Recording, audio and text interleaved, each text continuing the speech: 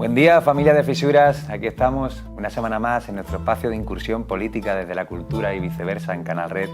Hoy han venido a fisurar un poquito el tablero con nosotros el director y parte del elenco de una obra que desde el humor y la sátira se proponen diseccionar la hipocresía, el absurdo y el infantilismo de buena parte de la política actual a la hora de tratar temas de la envergadura de la crisis climática.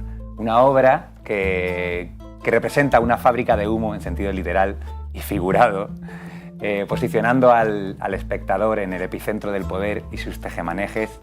Esta obra se estrenó ayer, se llama Los árboles no votan. Yo tuve la suerte de ir a verla y me encantó, así que les dije que se vinieran a hablar sobre ella a su director, José Ignacio Tofé, y aparte de su elenco, Elías González y Ana Janer. Gracias por venir. Muchas gracias a ti. Gracias a ti. Empezamos por el inicio.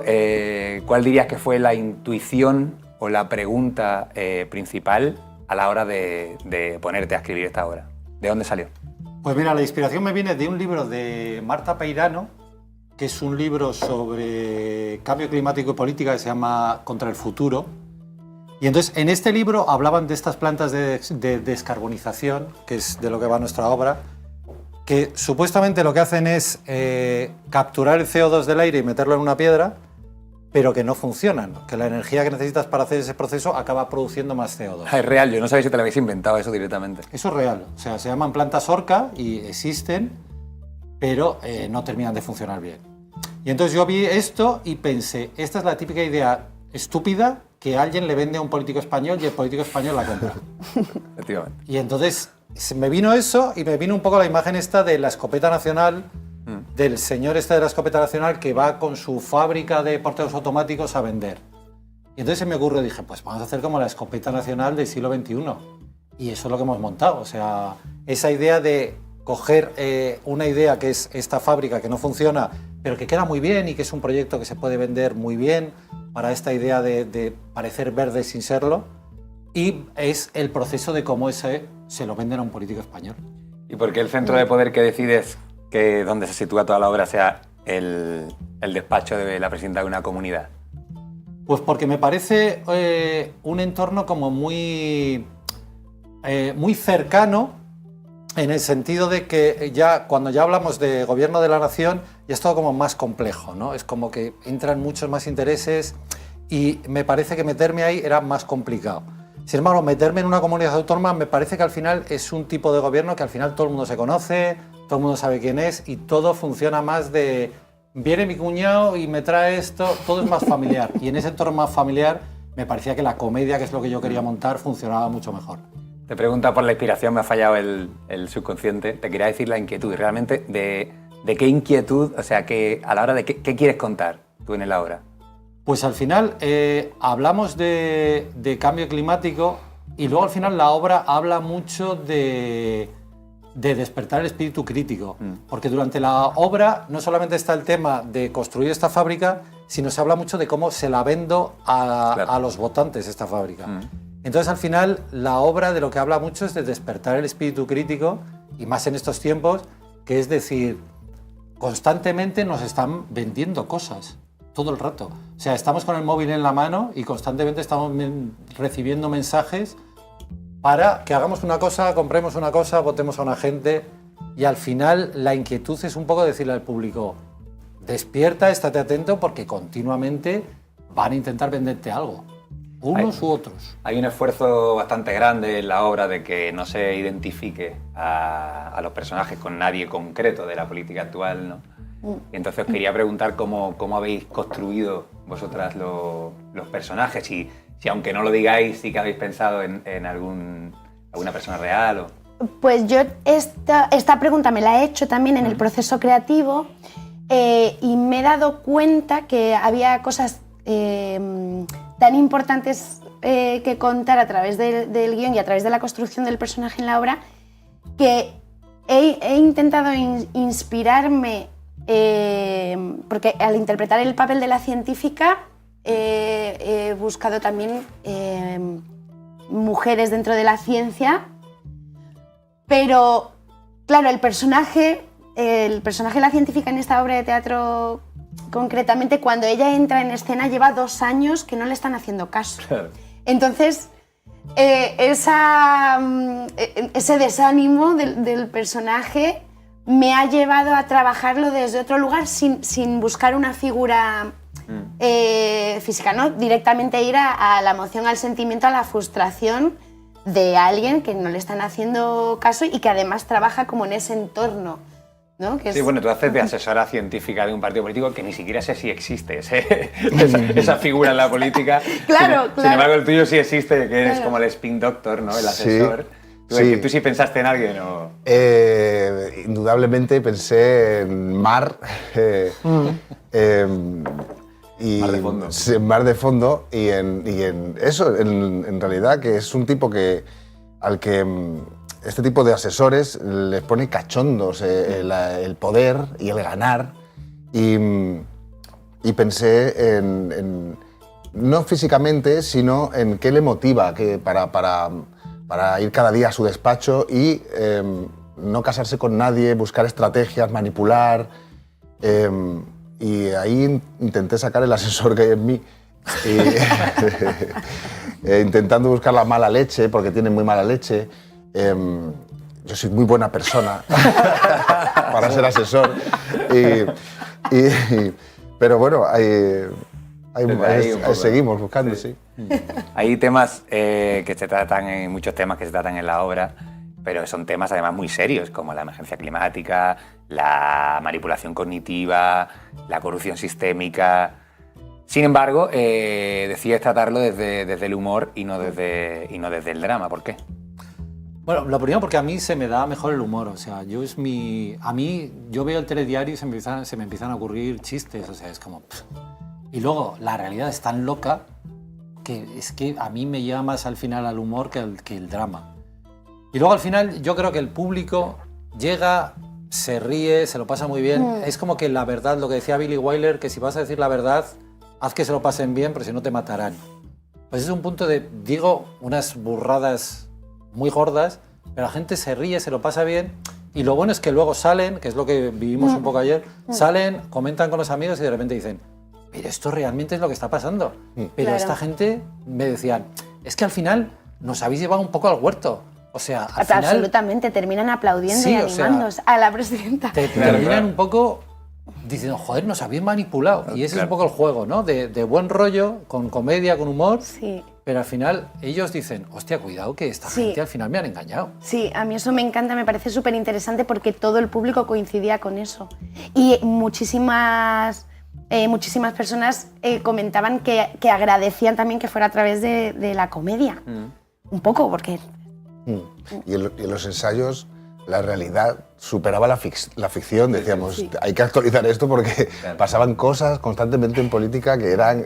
Pues, superaban. He leído una entrevista que decía José Ignacio que tal y como está la política actual de absurda, ¿no? A la poca que te deslices un poco, te cuelas en la sátira, pero creo que va más allá la cosa. Creo que directamente os quedasteis cortos a la hora de reflejar ciertas cosas, pues que ya no se respeta en el mismo pleno del Congreso de los Diputados ni el principio de no contradicción, ¿no? O sea, sí. Llegado a un punto de... Sí. Y yo apuesto a que dentro de no mucho veremos bosques de plástico rodeando las ciudades, en la M30 con césped artificial. Seguro, porque es bonito, queda bonito, seguro.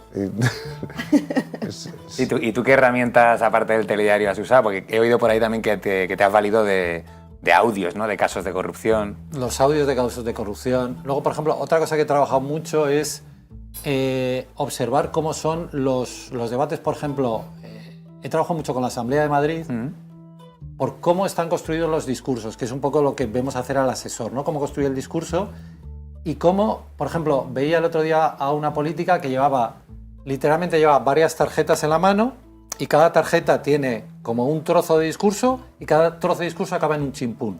Como usted es tal y cual y no sé qué, claro. Y lo que debería hacer usted es esto. Y todos los de su partido hacen plas. Pasa la tarjeta. Y no solamente eso, sino que usted, como no sé qué, no sé cuántas, tal... Y además, cada vez entran más en el terreno del humor. Hay políticos, por ejemplo, un día... El chascarrillo. El chascarrillo. Hay políticos, un día estábamos trabajando su personaje y estuvimos mirando, por ejemplo, unos vídeos de Rufián, cómo construía el discurso y cómo al final realmente hay un punchline. Es como en el Club de la Comedia, al final hay un chiste. Claro. Y usted no sé qué, no nos haga elegir entre... Y la postura incluso, producción. ¿no? Sí, y la pausa. Y la pausa. Que es...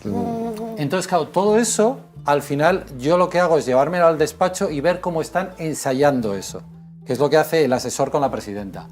Y darte cuenta, porque al final eso es, te das cuenta de que están usando las mismas herramientas que usamos nosotros, las herramientas del mundo del espectáculo. Tengo un discurso, aquí hago una pausa dramática, aquí meto un chiste, y además hasta gestos, de repente acaban el discurso, no sé qué, no sé cuántas, tal.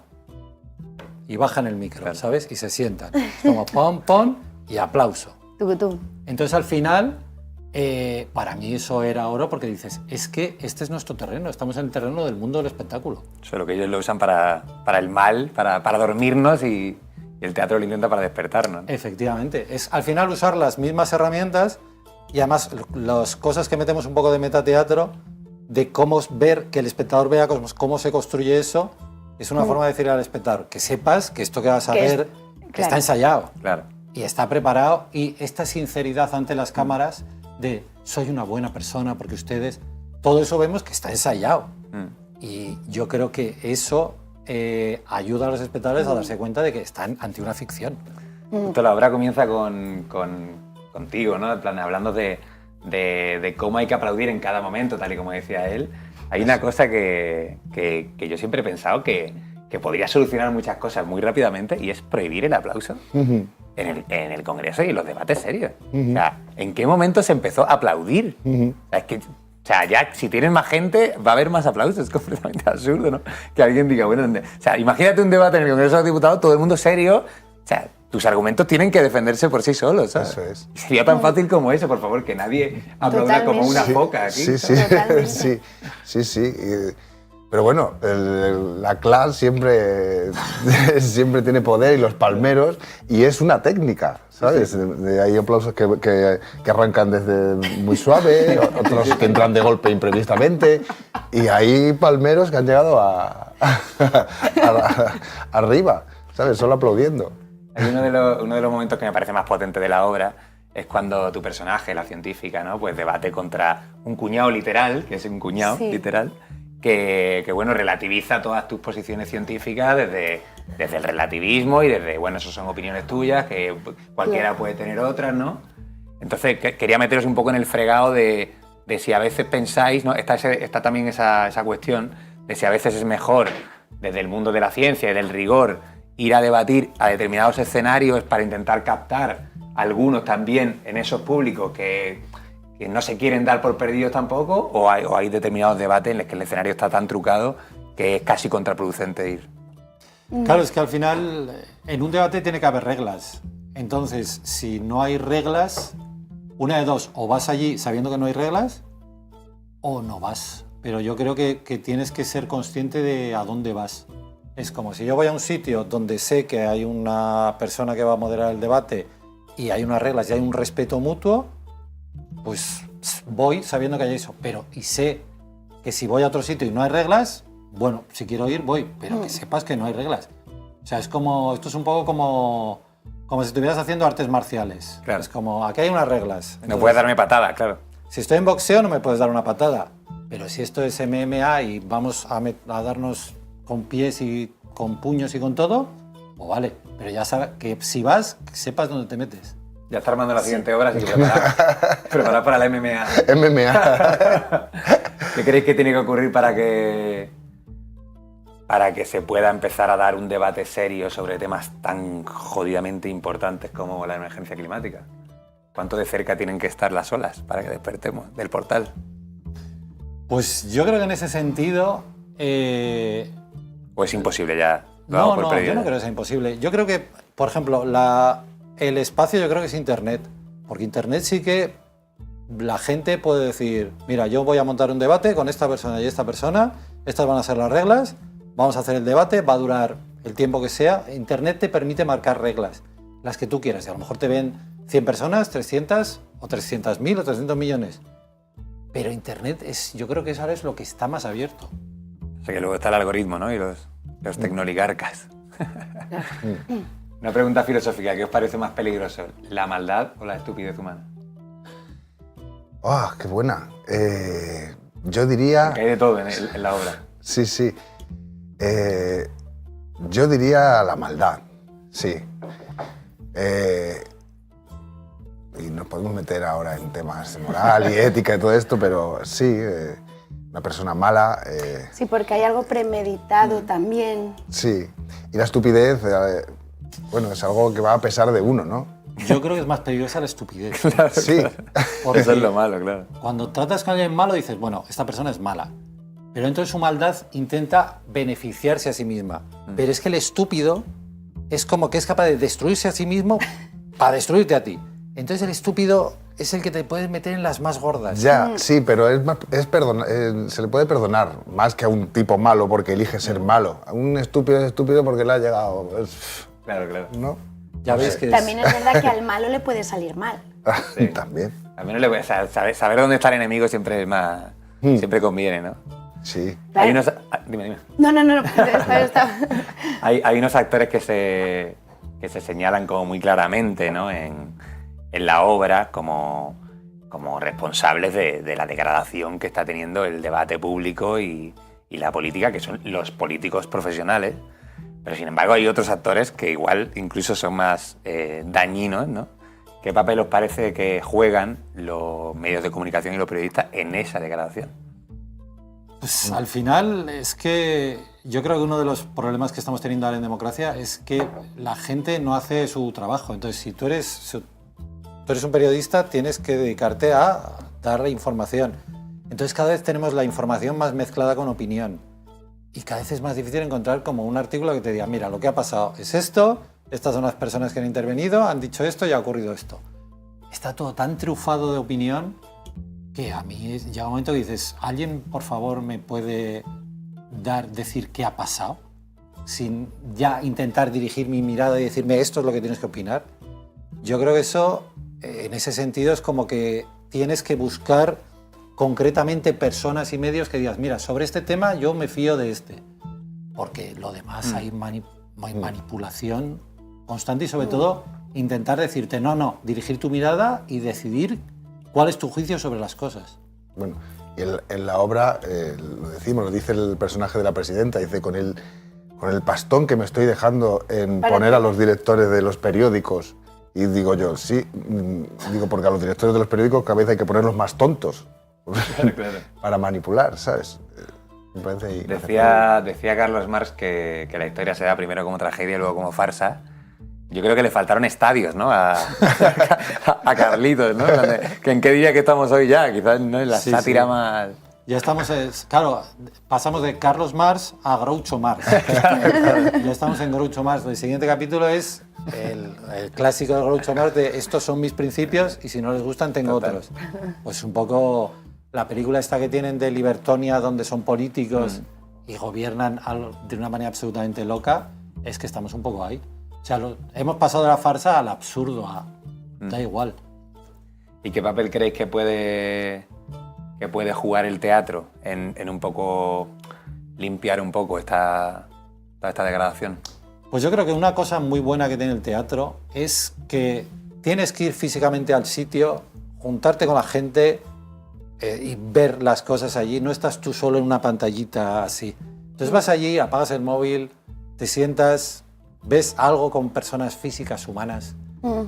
Y luego, lo bueno es que con ese grupo de personas que has ido, compartes, te tomas algo y el hecho de no estar encerrado con una pantallita viendo por tu visión de túnel, sino estar compartiendo con otras personas que te dicen, pues mira, yo creo que la obra ha sido esto. Porque otra cosa importante de esta obra es que hablamos de todos estos temas, pero no le decimos al espectador cuál es la conclusión. Es como, te ponemos ahí el espejo y tú ya con tus colegas, cuando comentes, ya verás qué respuesta encuentras. Y yo creo que el teatro, ese encontrarnos en comunidad es fundamental. ¿Hay algo que hayáis aprendido, de alguna manera experimentado que no sabíais después de llevar a cabo esta obra?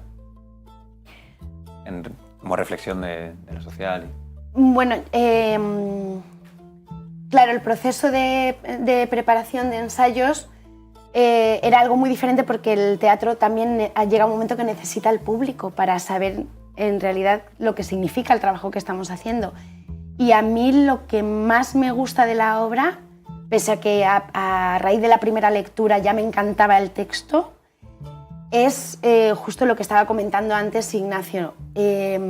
Cómo consigues que el espectador te diga: ostras, nos habéis llevado de repente a este terreno a aplaudir, a animar a la presidenta. Gracias a vuestros votos hemos plantado un bosque de plástico. Claro. ¿No? Y creo que eso me está gustando un montón.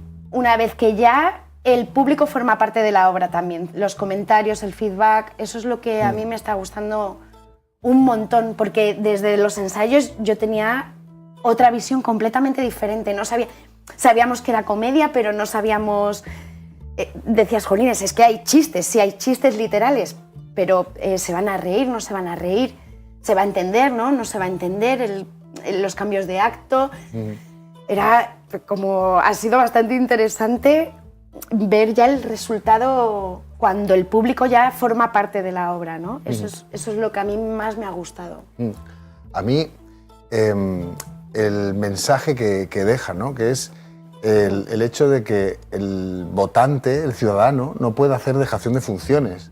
Tiene que ser una persona inteligente, tiene que apelar al raciocinio para no ser manipulado y para no caer en demagogias, ¿no? Que vemos constantemente. Y creo que el público que va al teatro y ve esta obra da vueltas y se vuelve un ser un poco más inteligente, ¿no? No para votar lo que a mí me gustaría que votaran, sino para que no le engañen. Claro, cuestionarse. Eso está súper guay. Eso está guay. Bueno, yo creo que los árboles no votan, pero si votaran más que votar con V, nos votarían con B, ¿no? A nosotros. Tomar por culo. Totalmente. Bueno, contadme, ¿cuáles son las siguientes citas en que se puede ir a ver la obra y dónde? Pues mira, vamos a estar en el Teatro del Barrio en los miércoles de este mes de marzo. Estamos los miércoles a las 7:30 en el Teatro del Barrio. Así que vengan porque lo van a pasar muy bien y van a decir, pero esto es diversión y despertar su espíritu crítico. Madre mía, cómo no ir, por favor. Pues nada, os deseo lo mejor, muchas gracias. Gracias a ti, Alfonso. Por venir, ha sido un placer. Aquí tenéis vuestra casa. Muchísimas gracias. Y nada, vayan a ver esta obra que de verdad que despierta el espíritu crítico y buena falta nos hace. Y nos vemos el jueves que viene en un nuevo encuentro. Esto fue Fisura en el Tablero. Salud.